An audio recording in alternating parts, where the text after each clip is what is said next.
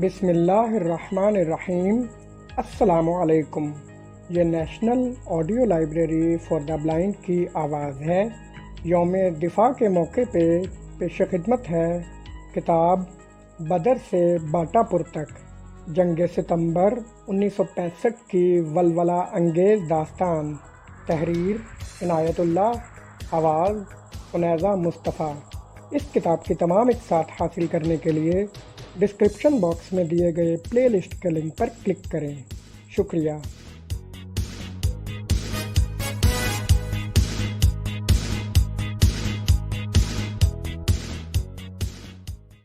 بدر سے باٹا پور تک از عنایت اللہ، ان گمنام جانبازوں کے نام جو اپنے خون سے وطن کا نام روشن کر گئے۔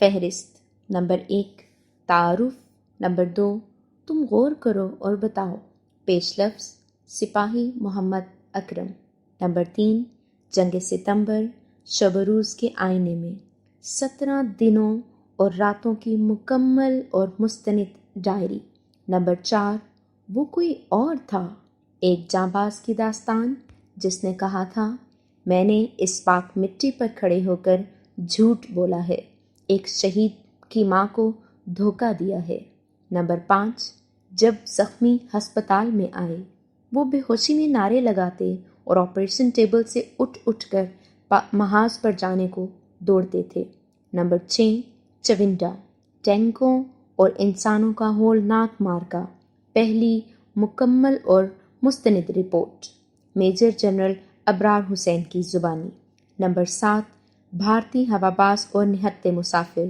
ادھر بھارت کی مسافر گاڑی تھی اور پاک فضائیہ کے شاہین، ادھر پاکستان کی مسافر گاڑی تھی اور بھارتی ہواباز، بھارت کی گاڑی بچ گئی اور پاکستان کی گاڑی خون سے بھر گئی، نمبر 8 اسے کوئی نہ روک سکا، پاک فضائیہ کے پہلے شہید بمبار شہباز کی کہانی، وہ چہرے پر تھکن اور شب بیداری کے اثرات کو چھپانے کی کوشش کر رہا تھا، نمبر 9 بحری غازی کھلے سمندروں میں، ہندوستانی آج بھی حیران ہیں کہ انڈین نیوی کہاں تھی، نمبر 10 جگو جوان ہو گیا ہے، بیٹا لیفٹیننٹ، باپ صوبیدار، باپ بیٹا ایک محاذ پر اکٹھے ہو گئے، ایک واقعاتی کہانی جذبات سے بھرپور، نمبر 11 بدر سے باٹا پور تک، باٹا پور کے 2 مارکے، ایک پہلے روز کا اور دوسرا فائر بندی کے بعد 5 نومبر کو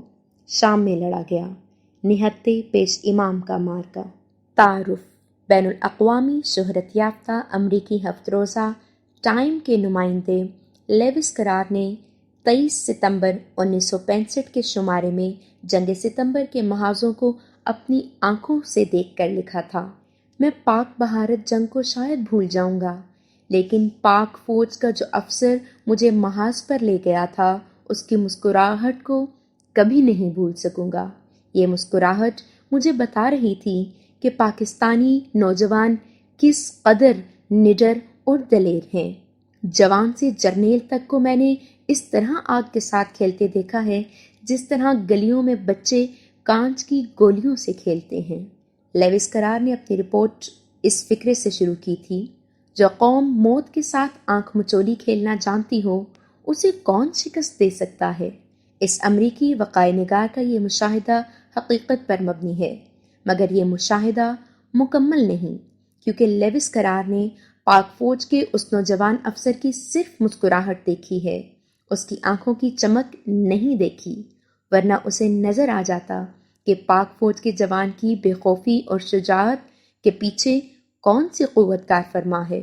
وہ قوت میں نے دیکھی ہے، میں نے پاک فوج کے ایک سپاہی کی بارود اور گرد سے لال سرخ آنکھوں میں حریت کی وہ راہ گزر دیکھی ہے جسے اللہ کا سپاہی 14 صدیوں سے طے کرتا چلا آ رہا ہے۔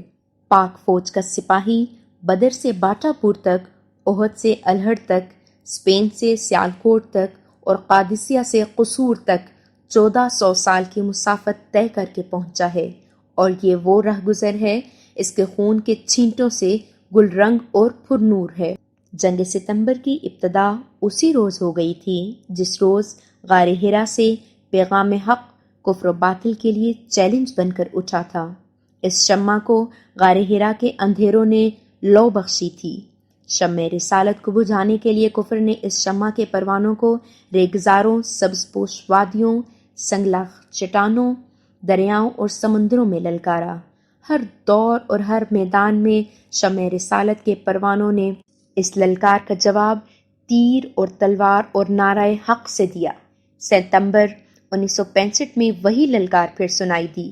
باطل آگ کی آندھی کی طرح آیا اور پاک فوج، پاک فضائیہ اور پاک بحریہ نے ایک بار پھر خالد بن ولید، عمرو بن العاص، سعد بن ابی وقاص، محمد بن قاسم، طارق بن زیاد، صلاح الدین ایوبی، حیدر علی، ٹیپو، سید احمد اور تیتو میر کو میدان میں اتار دیا۔ دنیا نے خیر الدین باربروسا کو ایک بار پھر سمندروں کو آگ لگا کر کفار کی بحری قوت کو بسم کرتے دیکھا۔ میں نے وہ سارے ہی دور، وہ سارے ہی میدان اور تاریخ اسلام کے شہید اور برصغیر میں جنگ آزادی کے جانباز پاک فوج کے سپاہی کی آنکھوں میں دیکھے ہیں۔ وہ سپاہی لاہور کے محاذ پر BRB کے کنارے پاٹا پور سے اڑے ہوئے پل کے قریب کھڑا تھا، اور وہ 23 ستمبر 1965 کی صبح تھی۔ فائر بندی ہوئے ابھی 4 ہی گھنٹے گزرے تھے۔ لاہور کی رانیوں اور شیرینیوں کی دھاڑ اور گرج خاموش ہو گئی تھی، جیسے داستان گو بڑی ہی پیاری، بڑی ہی ولولہ انگیز داستان سناتے سناتے سو گیا ہو، مگر ان توپوں کی گونج ابھی تک فضا میں منڈلا رہی تھی، جسے ببانگے بلند کہہ رہی ہو، لاہور زندہ ہے، لاہور زندہ رہے گا۔ اور یہ آواز کراچی کے ساحل سے کشمیر کی وادیوں تک گرج رہی تھی۔ پاکستان ہمیشہ زندہ رہے گا اور پورے وقار سے زندہ رہے گا۔ محاذ پر 23 ستمبر 1965 کی صبح کوئی دھماکہ سنائی نہیں دے رہا تھا۔ ڈراؤنا سا سکوت طاری تھا، جس میں لہو، بارود، تیل، پیٹرول اور گلتی سڑتی لاشوں کا تعفن رچا ہوا تھا۔ برطانیہ کے مشہور اخبار ڈیلی میل کا جنگی وقائع نگار الفریڈ کک بھی وہاں موجود تھا۔ وہ رات بھر سے وہیں تھا۔ اس نے لاہور کے آخری اور انتہائی خون ریز مارکے کو اپنی آنکھوں سے دیکھا تھا۔ اس نے آخری مارکے، ہندوؤں کے آخری جتن اور فائر بندی کے بعد کی کیفیت کو ان الفاظ میں بیان کیا ہے۔ لاہور کے محاذ پر بھارتیوں نے بھینی، باٹا پور سے 5 میل شمال کی جانب BRB کے پل کے مقام پر تمام رات گولہ باری جاری رکھی۔ پورے 3 بجے صبح یعنی فائر بندی کے وقت انہوں نے بھینی کے پل سے نہر پار کرنے کے لیے انفینٹری سے 2 شدید حملے کیے۔ ان حملوں کی پشت پناہی کے لیے بھارتی تونچانے نے جو گولہ باری کی وہ اس سیکٹر کی شدید ترین گولہ باری تھی۔ معاہدے کے مطابق فائر بندی کے طے شدہ وقت پر 15 منٹ بعد تک گھمسان کی جنگ جاری رہی اور پاکستانیوں نے بھارتیوں کے یہ دونوں حملے پہلے حملوں کی طرح پسپا کر دیے۔ پھر کہیں جا کر فائر بندی ہوئی۔ میدان جنگ میں ہر سائز کے خالی کھوکھے کارتوس بکھرے ہوئے تھے، زمین جلی ہوئی تھی، ٹینکوں نے کھڑی فصلوں کو مٹی میں ملا دیا ہے، ہر طرف جنگی سامان اور اسلحہ، بارود کی ہزاروں اشیاء اور لاشیں بکھری ہوئی ہیں جو بھارتی پسپائی کے وقت پھینک گئے ہیں۔ میرے سامنے لاشوں کے اوپر لاشیں پڑی تھیں، ان میں رات کے آخری مارکے کی تازہ لاشیں اور ان کے نیچے وہ لاشیں تھیں جو یہاں کئی دنوں سے گل سڑ رہی تھیں۔ فضا میں جلے ہوئے بارود، جھلسے ہوئے انسانی گوشت اور لاشوں کی سڑان اور تازہ خون کی بو رچی ہوئی تھی۔ گدھوں نے لاشوں پر ہلہ بول دیا تھا۔ علاقے کے جو کتے توپوں اور ٹینکوں کے دھماکوں سے بھاگ گئے تھے، واپس آ کر لاشوں کو بھنبوڑ اور چچوڑ رہے تھے۔ ان میں لاہور شہر کے آوارہ کتے بھی شامل تھے۔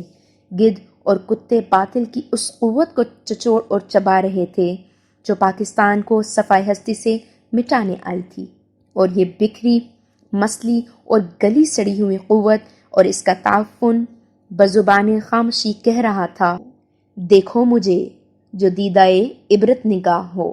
آخری گولہ باری کے دھوئیں اور گرد کی گھٹا میدان جنگ کے اوپر آہستہ آہستہ بھارت کی طرف اڑی جا رہی تھی، جیسے بھارت کے عزائم کی ارتھی مرگھٹ کو جا رہی ہو۔ دور پرے سرحد کے قریب سے سیاہ کالے دھوئیں کے گہرے بادل زمین سے آسمان کی طرف اٹھنے لگے۔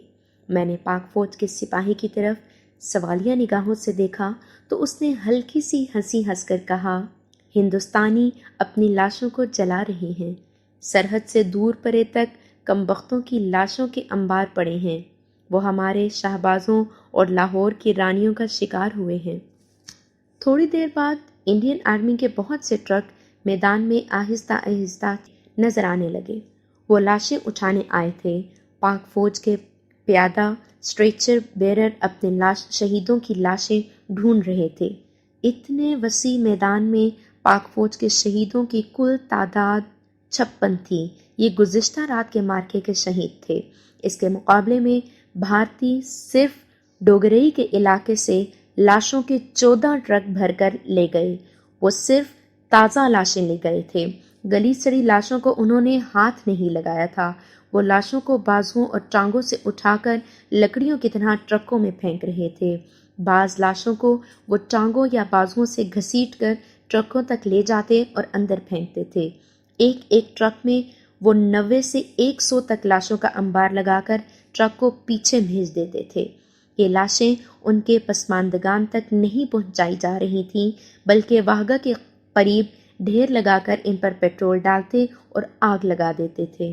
یہ سلوک ان سپاہیوں کی لاشوں کے ساتھ ہو رہا تھا جنہوں نے اپنے عیار حکمرانوں کے پاکستان دشمن عزائم پر جانیں قربان کر دی تھیں۔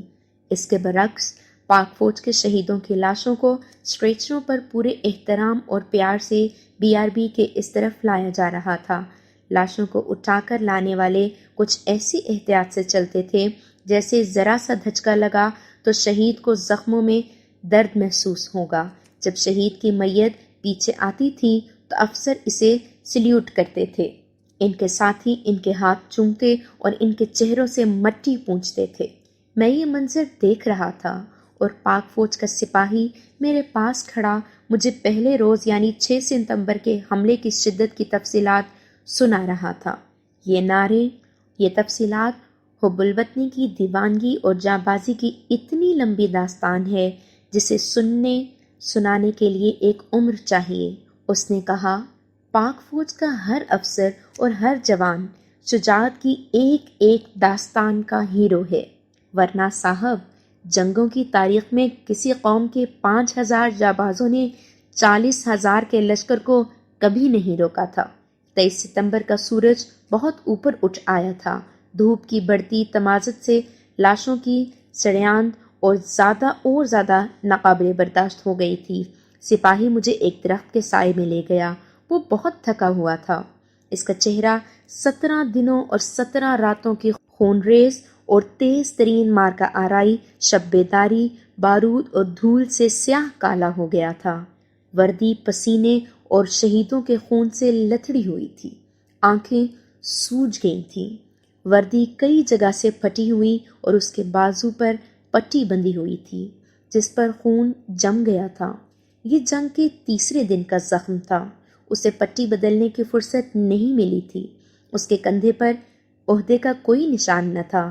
میں نے اس سے عہدہ اور نام نہیں پوچھا تھا۔ معلوم نہیں افسر تھا یا سپاہی، میرے لیے وہ سب کچھ تھا۔ وہ اللہ کا سپاہی تھا۔ اس نے کہا، پہلے روز جب دشمن کے ٹینک گرجے اور توپوں کے دھماکے سنائی دیے تو خیال آیا کہ ہندو 18 برسوں کی تیاری کر کے پاکستان کو صفحہ ہستی سے مٹانے آ گیا ہے۔ اس وقت 3rd بلوڈ ریجمنٹ کے ایک مورچے سے کسی جوان کے گلا پھاڑ کر نعرہ لگایا، پاکستانیوں آج بے غیرت نہ ہو جانا۔ ایک اور مورچے سے نعرہ گرجا، مسلمانوں آج پیٹھ نہ دکھانا۔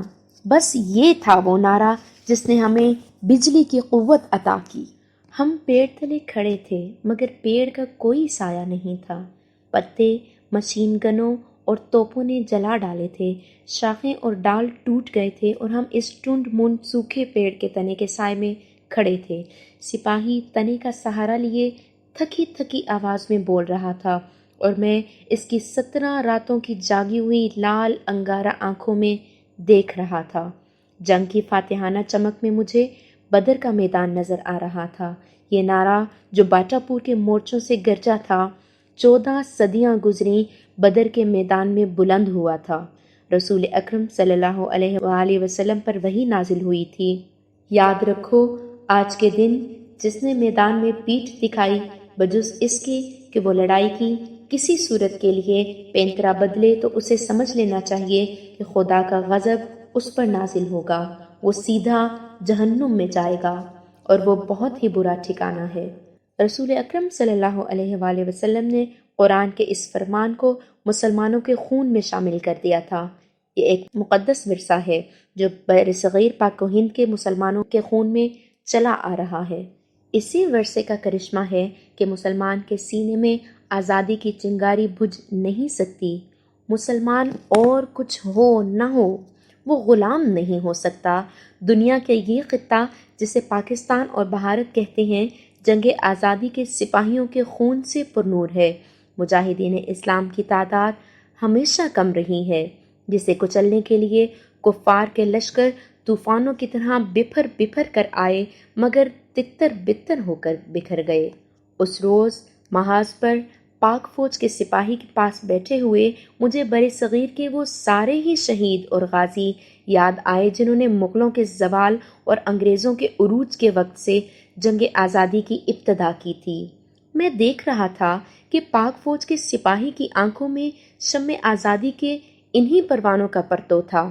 پاکستان کے پرچم کی ہریالی میں انہی شہداء کا خون رچا ہوا ہے، اور اس روز جب میرے قریب سے جنگ ستمبر کے شہیدوں کی خون چکا لاشیں گزر رہی تھیں، مجھے یوں محسوس ہو رہا تھا جیسے بر صغیر میں 2 صدیوں کی جنگ آزادی انہوں نے ہی لڑی ہے، اور جو تھکا ہوا سپاہی میرے پاس سوکھے پیڑ کے تنے سے پیٹھ لگائے ہوئے بیٹھا ہوا ہے، خوابناک آواز میں باتیں کر رہا ہے، وہ ہر میدان میں لڑا ہے۔ وہ 17 دن نہیں، 2 صدیاں نہیں، 14 صدیاں لڑا ہے، اور آج دم بھر کو سستانے کے لیے اسے ٹنڈ منڈ پیڑ کے تنے سے پیٹھ لگا کے بیٹھ گیا ہے۔ قائد اعظم نے زیادہ اہمیت مسلمان کی عسکری فطرت اور فن سپاہگری کو دی تھی۔ آپ نے 30 اکتوبر 1947 کے روز لاہور میں جلسہ عام سے خطاب کرتے ہوئے فرمایا تھا، آپ کو صرف اپنے آباء و اجداد کی طرح مجاہدانہ جذبہ پیدا کرنے کی ضرورت ہے۔ آپ اس قوم سے تعلق رکھتے ہیں جس کی تاریخ بہادری، شجاعت اور کردار کی مثالوں سے بھری پڑی ہے۔ اپنی نئی زندگی کو ان روایات کے سانچے میں ڈھالیے اور اس تاریخ میں ایک اور درخشاں باب کا اضافہ کیجیے۔ میں ماضی میں کھو گیا تھا، یادیں تاریخ کی کڑیاں ملاتی چلی جا رہی تھیں، اور میں BRB کے کنارے سوکھے پیڑ تلے بیٹھا یادوں کے سہارے بہت دور نکل گیا تھا۔ میرے پاس بیٹھا ہوا پاک فوج کا سپاہی تھکی تھکی آواز میں جانے کیا کہہ رہا تھا۔ میں اس کی باتیں لاشعوری طور پر سن رہا تھا۔ میں جانتا تھا کہ وہ لاہور سیکٹر کی باتیں سنا رہا ہے، لیکن میں کرۂ ارض کے ہر اس سیکٹر میں گھوم رہا تھا جہاں جہاں اللہ کا سپاہی لڑا ہے۔ میں باٹا پور سے بدر تک چلا گیا تھا اور آہستہ آہستہ ہر اس میدان جنگ میں گھومتا جہاں حق و باطل مارکا آرا ہوئے تھے۔ باٹا پور کی طرف واپس آ رہا تھا۔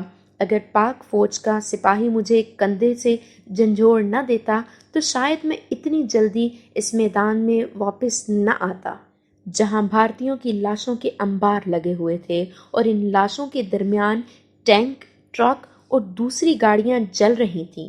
میرے قریب سے شہیدوں کی جو لاشیں گزر رہی تھیں، انہیں ایمبولینس گاڑیوں میں رکھ دیا گیا تھا۔ لیجیے سگریٹ، سپاہی نے میرے کندھے کو جھنجھوڑ کر کہا تھا۔ یہ سگریٹ 10-11 روز سے جیب میں پڑا تھا، پینے کی فرصت ہی نہیں ملی۔ میں نے دیکھا اس کے ہاتھ میں مڑا تڑا پچکا ہوا ایک سگریٹ تھا۔ سگریٹ پر خون کا خشک دھبا بھی تھا۔ اس نے یہ سگریٹ پیکٹ سے نہیں، جیب سے نکالا تھا۔ میں نے اس سے سگریٹ لے لیا اور اپنی جیب سے پیکٹ نکال کر اس کے ہاتھ میں دے دیا۔ میں نے اس کا دیا ہوا سگریٹ سلگایا تو اس سے مجھے پسینے اور خون کی بو آئی۔ پسینہ اس سپاہی کا تھا اور خون ان شہیدوں کا جن کی لاشیں اس نے جنگ کے دوران اٹھائی تھی۔ کس قدر وجد آفری تھی جابازوں کے پسینے اور شہیدوں کے لہو کی مہک، میں نے کش لے کر سارا ہی دھواں پھیپھڑوں میں جذب کر لیا۔ سپاہی نے میرے پیکٹ میں سے سگریٹ نکال کر سلگایا اور کش لے کر سارا ہی دھواں اگل کر بولا، خدا کا شکر ہے کہ میں نے بھی ایک صلیبی جنگ لڑی ہے۔ باطل نے حق پر ایک اور جھپٹا مارا تھا، کفر نے ہماری آزادی کو ایک بار پھر للکارا تھا۔ اس آزادی کی قربان گاہ پر قوم 200 سالوں سے خون کے نذرانے دے رہی ہے۔ اب تک تو تاریخ بھی فراموش کر چکی ہے کہ کتنی ماؤں کی گودیں ویران ہوئیں، کتنے سہاگ قربان ہوئے، کتنے آباد گھرانے اجڑ گئے، کتنے بچے یتیم ہوئے اور کتنے چھیل چھبیلے عمر بھر کے لیے آنکھوں، ٹانگوں اور بازوؤں سے معذور ہوئے۔ میرے دوست، شمع رسالت تیل یا موم سے نہیں، شہیدوں کے خون سے جل رہی ہے۔ ہم اسے جلتا رکھیں گے۔ مسلمانوں کا خون ابھی خشک نہیں ہوا، کبھی خشک نہیں ہوگا۔ وہ بول رہا تھا اور مجھے اس کی آنکھوں میں، جن کی رنگت شہیدوں کے خون جیسی گہری لال تھی، ان شہیدوں کا قافلہ جاتا دکھائی دے رہا تھا۔ وہ بدر سے باٹا پور تک شہید ہوئے تھے۔ میں نے اس کی آنکھوں میں حریت اسلام کی ساری ہی تاریخ پڑھ ڈالی۔ وہ بولتے بولتے اونگنے لگا۔ میرے ارد گرد جنگ کے بعد کی سرگرمی اور گہما گہمی تھی۔ اس نے اونگتی ہوئی آواز میں کہا، 17 راتوں سے جاگ رہا ہوں، اور وہ پیڑ کے تنے کے ساتھ لیٹ گیا۔ اچانک BRB کے پار زور کا دھماکہ ہوا، شعلہ اٹھا اور گرد کا بادل دور اوپر چلا گیا۔ سپاہی جو 17 راتوں سے جاگ رہا تھا، سپرنگ کی طرح اچھل کر اٹھا اور BRB کی طرف دوڑ پڑا۔ وہ جلدی ہی واپس آ گیا، کہنے لگا، کوئی مائن یا کوئی ڈڈ گرینیڈ پھٹ گیا ہے، کوئی نقصان نہیں ہوا۔ وہ پھر تنے کے ساتھ لگ کر لیٹ گیا اور جمائی لے کر بولا، جنگ تو ختم ہو جاتی ہے، لیکن میدان جنگ میں دھماکے کئی دنوں تک ہوتے رہتے ہیں۔ ایسے ہی کوئی ڈڈ گولا یا گرینیڈ آپ ہی آپ پھٹ جاتا ہے۔ بعض اوقات کسی لاش کی انگلی مشین گن یا رائفل کے ٹریگر پر رہ جاتی ہے، تو لاش کے اکڑتے وقت جب انگلی اکڑتی ہے تو گن یا رائفل فائر ہو جاتی ہے۔ جب کتے یا گیدڑ لاشوں کو کھانے آتے ہیں تو ان کے پاؤں تلے آ کر کوئی بارودی سرنگ پھٹ جاتی ہے، اور ایسے دھماکے ہوتے ہی رہتے ہیں۔ وہ بولتے بولتے اونگنے لگا اور دوسرے ہی لمحے اس کے خراٹے سنائی دینے لگے۔ وہ 17 راتوں سے جاگ رہا تھا۔ میں نے اسے سر سے پاؤں تک دیکھا، پھر نظریں اس کے چہرے پر رک گئیں۔ بارود، گرد اور دھوپ سے جلا ہوا چہرہ پر نور نظر آیا۔ اس کے ہونٹوں پر تبسم تھا۔ میں نے یہی تبسم شہیدوں کی لاشوں کے ہونٹوں پر بھی دیکھا ہے۔ میری آنکھوں میں آنسو آ گئے اور میں نے زیر لب کہا، سو جاؤ، دم بھر کو سو لو، کل تمہیں ایک اور معرکہ لڑنا ہے۔ میں وہاں سے اٹھا اور دبے پاؤں چل دیا۔ پورے 6 سال گزر گئے ہیں۔ میں نے پاک فوج کے اس سپاہی کو پھر کبھی نہیں دیکھا، لیکن یوں محسوس ہوتا ہے جیسے وہ چہرہ پاک فوج کے ہر افسر اور ہر جوان کا چہرہ ہے۔ میں اسے ہر روز دیکھتا ہوں۔ تاریخ اسلام اسے 14 صدیوں سے دیکھ رہی ہے، اور رہتی صدیاں اسے دیکھتی رہیں گی۔ ہماری تاریخ کا فخر اور مان انہی جابازوں سے قائم ہے، جنہیں ہماری آج کی نسل بدر میں تو نہیں دیکھ سکی تھی، باٹا پور کے میدان میں دیکھ لیا ہے۔ وہ کون تھے؟ کہاں کے رہنے والے تھے؟ وہ بے نام سے دیہات کے گمنام سے جوان تھے۔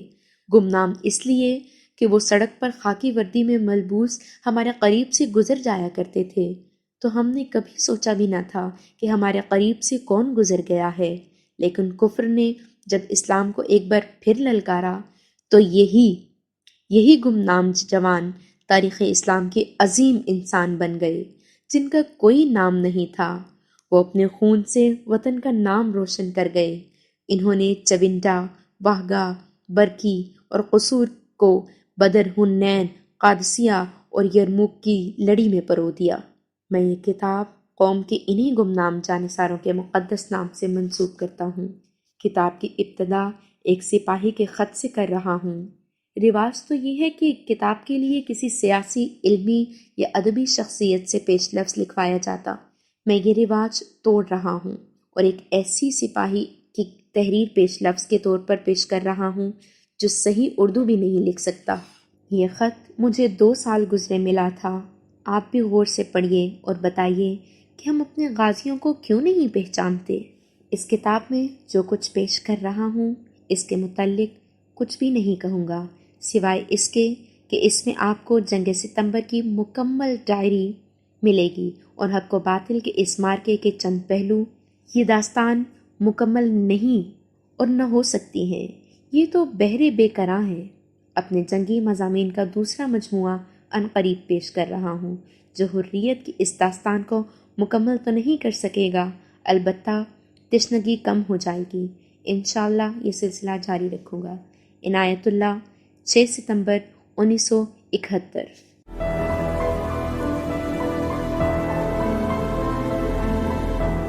اگر آپ نے ہمارا چینل سبسکرائب نہیں کیا تو ابھی سبسکرائب کریں اور ساتھ ہی بیل آئیکن پر کلک کریں تاکہ ہماری نئی آنے والی بکس کی اپڈیٹس آپ کو ملتی رہیں۔ لائک کریں، شیئر کریں اور کمنٹس کر کے اپنی رائے کا اظہار کریں، اور یہ بھی بتائیں کہ آپ کو ہماری بکس کیسی لگتی ہیں۔